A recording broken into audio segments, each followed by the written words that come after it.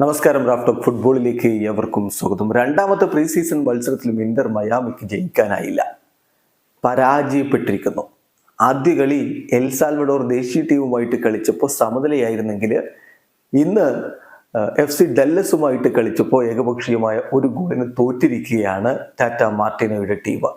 Cotton bowl സ്റ്റേഡിയത്തിൽ നടന്ന മത്സരത്തിൽ ഇന്റർ മയാമിയുടെ മുന്നേറ്റങ്ങൾ നയിച്ചുകൊണ്ട് ലൂയിസ് സുവാരസും ലിയോ മെസ്സിയും ഒരുമിച്ചാണ് ഇറങ്ങിയത്. അവരോടൊപ്പം സെർജിയോ ബുസ്കറ്റ്സും ജോഡി ആൽബയും ഒക്കെ ഉണ്ടായിരുന്നു. പക്ഷെ കളിയുടെ മൂന്നാമത്തെ മിനിറ്റിൽ തന്നെ ജീസസ് ഫെരീരയിലൂടെ FC ഡല്ലസ് ലീഡ് എടുത്തു. അതിനുശേഷം ഗോൾ മടക്കിയടിക്കാനുള്ള ശ്രമങ്ങൾ ഇന്റർ മയാമിയുടെ ഭാഗത്തുനിന്നുണ്ടായി എന്നുള്ളത് ശരിയാണ്. മെസ്സിയുടെ ചില മികച്ച പാസുകൾ ഉണ്ടായിരുന്നു, ഒന്ന് രണ്ട് ശ്രമങ്ങൾ ഉണ്ടായിരുന്നു. പക്ഷേ അതൊന്നും വലയിലേക്ക് എത്തിയില്ല. ആദ്യ പകുതി അവസാനിക്കുമ്പോൾ ഏകപക്ഷീയമായ ഒരു ഗോളിന് FC ഡല്ലസ് മുന്നിലായിരുന്നു. രണ്ടാം പകുതിയിൽ 64 മിനിറ്റ് വരെയാണ് മെസ്സിയും സുവാരസും ഒക്കെ കളിക്കളത്തിൽ ഉണ്ടായിരുന്നത്. ഇന്റർ മയാമിക്ക് ഗോൾ തിരിച്ചടിക്കാൻ കഴിഞ്ഞില്ല.